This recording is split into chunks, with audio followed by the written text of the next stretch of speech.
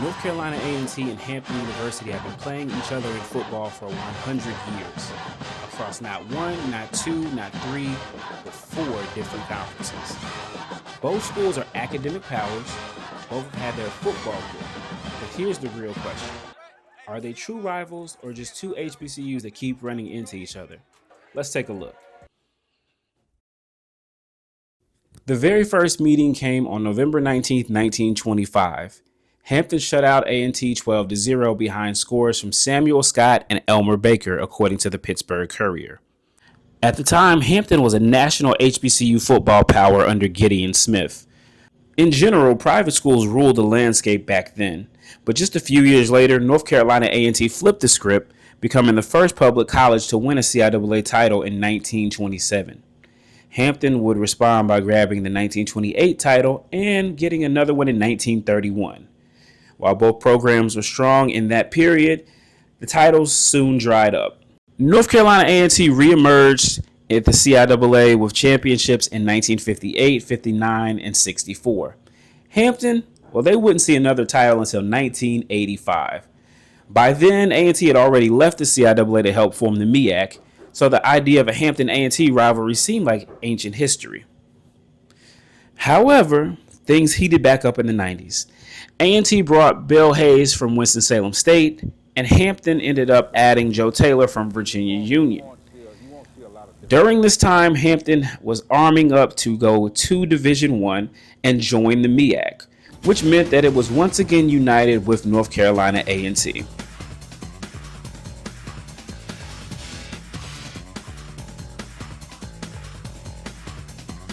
Now, the late 1990s and early 2000s gave us some of the best Hampton and A&T clashes ever.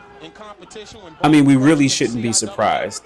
Bill Hayes and Joe Taylor had already battled in the CIAA for a couple of years, and both guys preached a similar style of football. Hard-nosed defenses, heavy running offenses, and both coaches had a knack for finding NFL-level talent. From 1996 to 2006, these two combined for a total of 8 MEAC championships. Hampton came away with a 7-2 win in 1997 as it won the MEAC title outright. And then the next year, it defeated North Carolina A&T 23-10 as it won a share of the MEAC title. 1999, things shifted back North Carolina A&T's way with a 41-16 win and a MEAC title. Freaky kind of season in Greensboro. Play action is Cash and it's intercepted.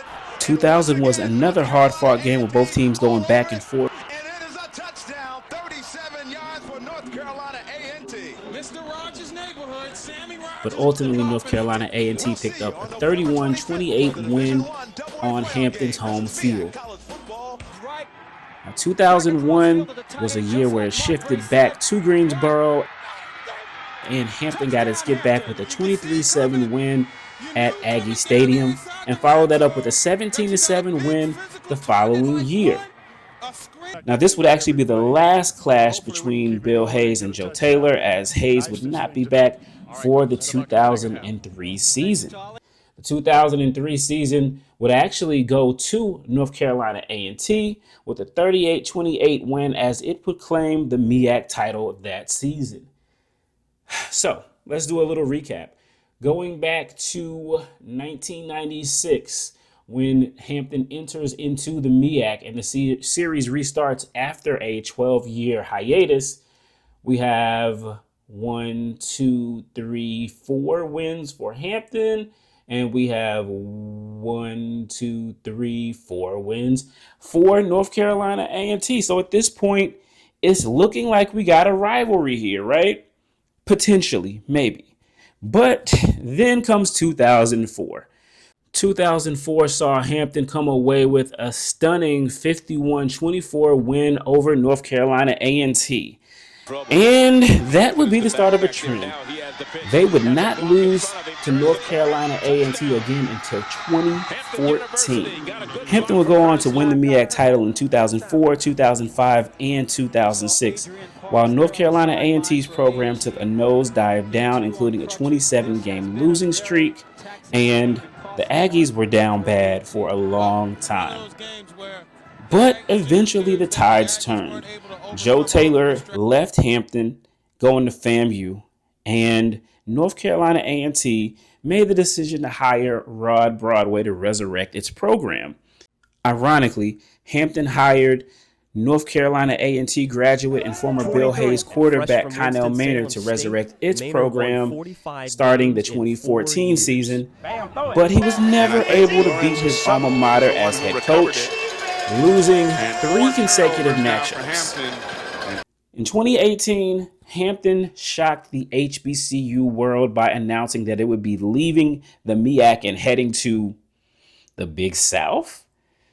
The worst thing you can have in these situations is a disgruntled president who feels like he's been slighted in some way, shape, form, or fashion, or his program has been slighted in one shape, form, or fashion. I think that was at the root of Hampton's decision to leave the MEAC. There was a lot of internal things that went on with the conference office leaving Greensboro, moving to Hampton, or moving to Virginia Beach. There was some thing about whether the basketball tournament was going to play it in Norfolk or Hampton. It didn't go to Hampton. It ended up in Norfolk. That was part of that story, even though, as you said, Hampton was considering and looking for a landing spot. North Carolina A&T was riding high under Rod Broadway and eventually Sam Washington as it went on its run of 4 Celebration Bowl titles in 5 seasons and the top of HBCU football. So the Aggies were feeling themselves. Meanwhile, Hampton was painted as the sellouts of the MEAC. Oh, but there is always irony peeking around the corner. There are even schools that are quote unquote on top. Let's say like a North Carolina A&T. How about that? I gave you a name. They've had to make some cuts, even though they've been to Celebration Bowls and they're playing on national television and winning across the conference, winning the conference team of the year, program of the year records. Even they have to make some cuts. The Aggies? Yes. The bottom line. Here's a hypothetical. Okay. Hypothetical. I've heard rumors, thoughts, conjecture that A&T might move from the MEAC altogether. Tennessee State didn't move. Pull a Hampton. Hampton. Okay. Yes. Yeah. Could you ever see a world where that could happen? Well, I see a world that I think is real right now, that many schools in the MEAC and the SWAC are looking for the best deals they can make.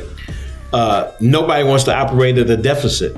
If they can find a home where they can increase their exposure, increase their enrollment, increase their coffers, they'll look at it. And every AD pretty much has that responsibility. And I understand even someone like A&T has looked into it. Maybe not necessarily planning to move, but just to understand what are the options out there if the thing comes along. So when you see a Hampton leave, that was kind of unexpected, even though if you talk to the people in the conference, they say Hampton had been in that process for about 10 years. It had actually been turned down by 2 or 3 conferences before they made the move. Savannah's ready to go after they left the CIW. I think the jury's still out about Hampton's move to the Big South. And in 2020, it was announced that North Carolina A&T would also be leaving the MEAC and heading for the Big South.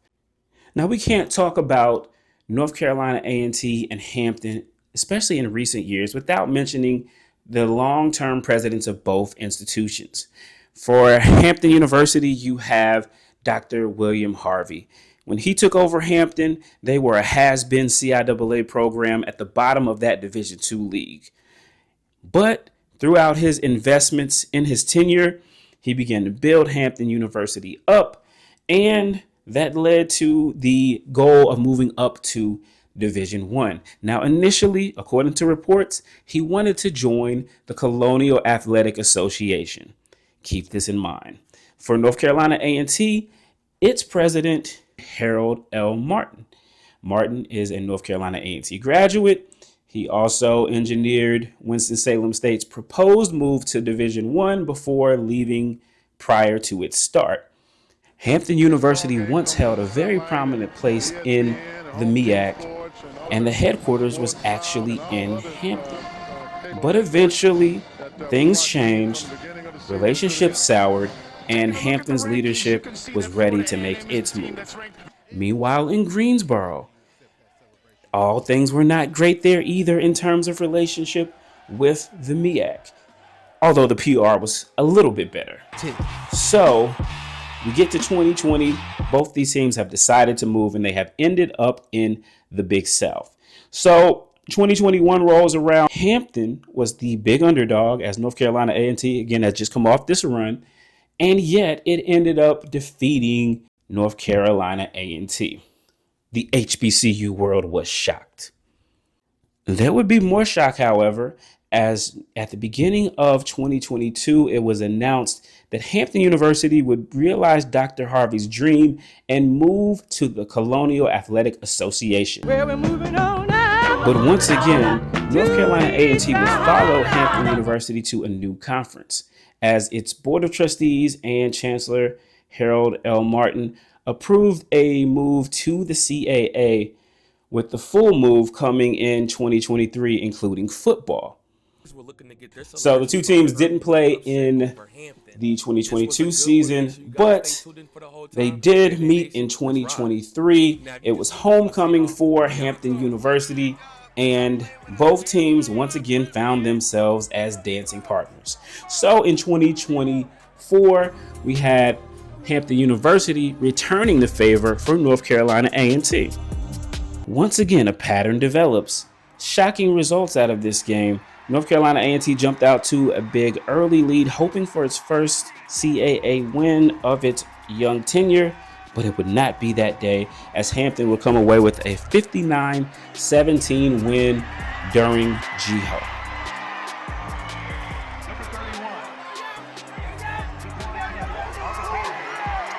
And that brings us to this year, the year of our Lord 2025.